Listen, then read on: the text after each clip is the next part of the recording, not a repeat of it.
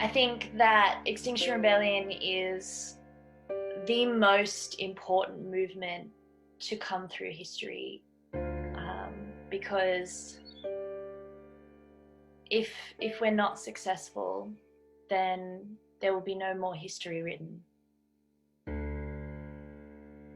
mean, we are the ones who are going to feel the effects of the climate crisis more than other generations. So I mean, why aren't we the ones having all these like big discussions? I mean, we are now, thankfully, like Greta at all the UN meetings, where we are slowly like infiltrating into the system, these younger people. But I mean, the youth should definitely be the ones leading the whole movement. Hi, I'm Grace Dinham. I'm 17 and I am a member of Extinction Rebellion Youth.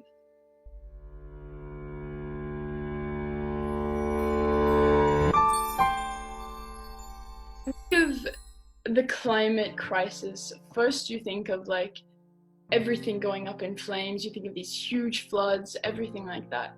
But then you really also have to think about who are the people that are going to be most affected by this. The people who are being affected right now are the poor people, the homeless people, the indigenous communities. Never had anything like this. I mean, humans have never had to face something like this. Like the start of this year, the bushfires were insane. Like seeing so much destruction of like a knock on my face. I don't know if that sort of makes sense. I'm trying to find words for that.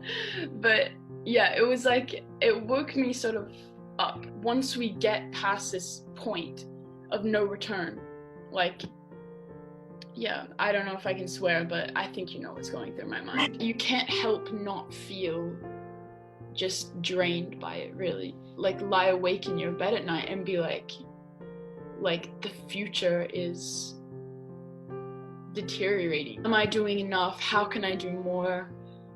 Like, what is the future? I don't know. The mentality that brings about the climate and ecological emergency is one of abuse. Not just abuse of our land, but abuse of people. So how we create such a society of success, of excess, I won't call it success.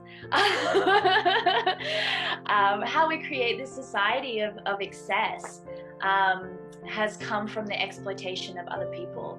The reason that you and I live in a life of such luxury is because people have been exploited so that we can have these things. Wage, their land. I've watched a lot of videos on industry in paradise. So like these really remote areas that have just been so lush with nature and diversity, decimated, their whole land decimated, and these people who live off their little plot, like they grow everything they need to survive off their homeland, off their little home literally plot, but they can't do that anymore because all the water is polluted from the factory that makes our dyes and things like that. So there's a lot of issues in there. Let's talk about refugees. So people literally having to leave their homes and migrate both within our country and from outside our country into our country because the climate emergency has already robbed them of viable land to grow their food and potable water. And so and the lack of those resources has caused wars, which has caused them to have to migrate. And when you look at First Nations people, particularly in Australia, but certainly all around the world, there is a sacredity of the land, and when the land dies, so does their faith. And so there's this social side of like living standards and real tangible stuff that it affects with social justice on quality of life. But there's also this other side, which is also spiritual. Attacking somebody's sacred sites for resources is one of the worst things that humans could do to each other. So there's so much about climate justice that is really, so much about social justice, which is really wrapped into the emergency issue, that, we could just talk for hours on just that alone. And, we're all at risk with the climate emergency. Nobody gets out of this with a habitable planet, We're all going to school together every day, and there's mixed emotions from mixed people. What are we going to do after this? What future, almost? Like, what future is going to be there for us? I mean, should I even try in school? Like, I know I think that sometimes, like, should I even try in school? Because, like, I don't really have a chance anyway. I know that we can go to university. We can go to university because we can have a job after that, Like, that's uncertain for me. Like, do I need to go to university? Because I might not be able to get a job after that. I suppose it's just little certainties like that. These discussions are happening because this is going to be our reality. I want to start a family, and I'm afraid to bring my children into a world where they might not have what they need to survive, and watching my children starve, I think, would probably be one of the worst things. Grief is, I think, it's almost even a healthy part because it shows how much you care.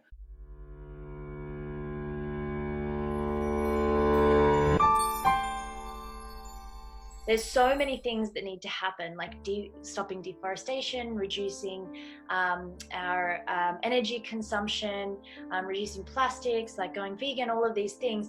And everybody's focused on this, their solution that they care about the most. When what we all really need to do is focus on, first of all, demand one, declaring a climate and ecological emergency. Because once we all agree that this situation is an emergency situation, then that puts us in the footing to actually start resolving the issue. The main two things that we need to have as a result of our action is Demand 2, which is zero emissions by 2025 and halting biodiversity loss. I also like to say plus drawdown in there. And so drawdown is sucking carbon out of the atmosphere and actually putting it back into the soil, which a lot of the IPCC models actually factor in. And how we do that is by reforestation, so trees suck carbon. And the third one, halting biodiversity loss, is really, really important. Losing biodiversity is like taking bricks out of your house and expecting it still to stand. We have a system that is so reliant on itself, on the different pieces of it fitting together, that if we end up with this monoculture world, it can't sustain. And so it's really, really important that we maintain that diversity. So that's step 1. Step 2 is like these tangible goals. So Demand 3 is a way for us to come together and agree on how to achieve those things. And that is what unifies Extinction Rebellion, is the understanding that we actually need a better form of democracy fit for purpose, which is citizens' assemblies. And so citizens' assemblies is a random, therefore representative selection of the population who come together and are advised by experts to deliberate over these things. I think people who say that we can't reach the goal of cutting everything before 2025, I don't think they've really read the facts. We need to reach that, or like this was unprecedented, but the climate crisis is even more so unprecedented. It's a capitalist society where the government is in favor of these huge corporations that can give them more profit. I mean, they're getting money out of these big mines, literally pay off the government. It works for them so well. The government doesn't have any pressures to change. Without people rebelling, the people who the government is supposed to protect, without those people rebelling, then there will be no systematic change. I don't think that we can reach Demand 2 with our current political system without implementing Demand 3. I think that media have a really, really important role in truth telling, and they've obviously failed. They've really failed for various reasons, and the media are also really bound by what is publicly acceptable to say, and that's where Extinction Rebellion have a really important role to play in what's going on, because we shift the Overton window, we shift what the acceptable public response is to a situation, and then the media can respond in that way. So they also are, I understand they are sort of constrained to keep their audience by reporting within their audience's comfort zones. So yeah, that's why we have to shift that comfort zone so that they can actually tell the truth.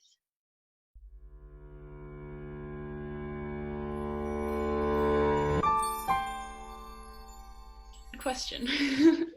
To rebel means for me, it means to stand up for what you believe in, and it doesn't matter whether that may be against the law or not. It means also to support those who are willing to break the law. Like, a lot of people think that Extinction Rebellion is just about being arrested and doing all this like illegal stuff, but it's not. It's about supporting communities as well as people to do things and to come together to create a more regenerative culture in our society. Of course, like putting myself in in the police's way is just a small sacrifice in the grand scheme of things. I have to acknowledge my white middle class privilege in being able to do these things. I have to acknowledge the fact that I can do these things but others can't, and I have to do these things so others can. I got in contact with them in like July and August. Last year I was in Sweden for exchange, and the first time I actually got in contact with them, we were doing an action. So we were like blocking the road to the Riksdagshuset, which is like the parliament. Yeah, it translates to like the parliament. So we blocked that, and then a road outside, and that's where I suppose it all began. I remember feeling like on the day, it's something like I'd never really experienced before, having this like communal sense of we're doing this together, and it felt like so amazing to be able to like stand, whether it was on the road or the sidewalk, together, like we're doing this together. It was such like an amazing sense of community. Rebellion seems different and is different because it really does take an appropriate response to the situation. Like, I don't think that filling out a form is really going to change people's mind when there's money involved. And so by disrupting business as usual and holding capital to account for the damage that it's causing has not only been really effective, but seems like the appropriate response to what's going on. There's this sense of you're doing the right thing, but there's also these people on the sidelines telling you that you're doing the wrong thing. So it's really like hard to differentiate, because the people who are telling you to do the wrong thing are also guarding this system that is doing the wrong thing. It's scary, but it's, you know that if you really believe in what you're doing, then you know that it's okay. You can't just sit around and let them do this. You have to take responsibility for like your own life, the people around you's future, the future of the planet's future, really. When you realize and you come out of this like sort of trance that this isn't right. I think the regenerative culture, promoting a regenerative culture is really important for me right now. Extinction Rebellion prides itself really in having a culture that is it's adaptable, and it promotes community. The nonviolence element of XR is extremely important. It keeps people safe. Well, for me at least, it keeps the organization approachable. When you're joining XR, you can be a primary school kid, or you can be 90 years old. If you think of Extinction Rebellion and you think of like what they're sort of fighting for, I mean, they're fighting for the future. We're the one, like the XR youth are the future. We should definitely be the ones leading it, because we are the ones whose futures have been abandoned, unfortunately. The XR counterpart that is made up of people from the age of 1990 on. I think a lot of people in XRY, they just want to see change so we can live a life. I don't think I need to say much more. Yeah, I think it's really important to see that the youth are going in and being in these discussions. But what I think being a rebel takes, aside from all of that, is courage, because it's not easy to accept what's coming. It's not easy to accept that on such a daily basis that you are willing to do something about it. It's not easy to go outside of your comfort zones to do what is actually required, like what will actually make a difference. Be strong enough to come back the next week, even though it's not all easy. And so I think one of the most important parts of being a rebel is having courage. It would be regarded as we regard like the Black Panthers, just like the coolest people ever. I think it'll just be like, thank God those people were around. Like, those people were crazy. They just did weird stuff, but thank goodness for them, because without them we wouldn't even be here right now. Just get involved, because it's something that will open your eyes, and it's something that is paving the way for a better life. We're not intimidating at all. Just come to one of our meetings, please. appreciate you so much, and we would love to have you.